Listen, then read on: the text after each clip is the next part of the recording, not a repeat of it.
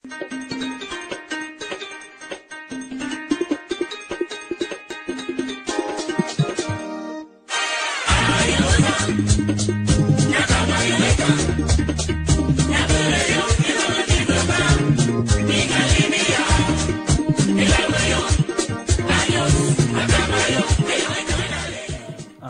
ni miso nimezimazo mawo yang zame mi azo no yon se bito na simitan na tibolo e bala bi mambe na kan e bala bi mambe na fa aye mono ne no belian waye na abe mamono ambansi e zamena be o tiran fam e dinan bon ono o kaba e wo mais mi azo yon na simitan te e bala bi mam e simitan en ni minzu ya ambo e simitan en ni mian ye mo yuan e simitan en ni enenda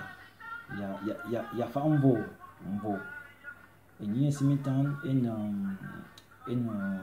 ven et of abe e simitan e bolo abi mobile mamam e on bolo mian mite mian fa ko mian manaka ya mian manaka na waya nanda endo to waya na ndwa ni minko waya na manzi waya na bingongong waya na midi waya na fo esikolo ban enyi simitan enyi be na to ana atobo bidian biyaman enyi simitan amo vozonia enyi be na atu ana bobo obolemian waya na bomam amamam eyon bolemian waya na bomam ya enyi mono fam olonda olu eminanga yenawa wata akuche vozum amu ovayena mononyon iki fo onyon vin da lu ufo eminanga o ka fa achi fa avo onronyo amu bo sikolo amu bo mamsi samati e on bolamian onyena fabim e on bolamian simitan wayena nya bim akala za olmo bon bia asikolo Adam fait bon là et on boit le mien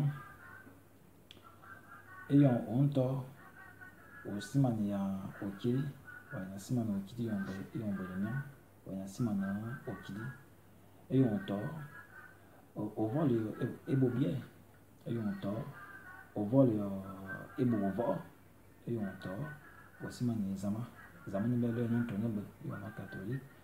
zama et ne fait non on comme na fananti na go como bien na go bien donc c'est auto wa ya na asman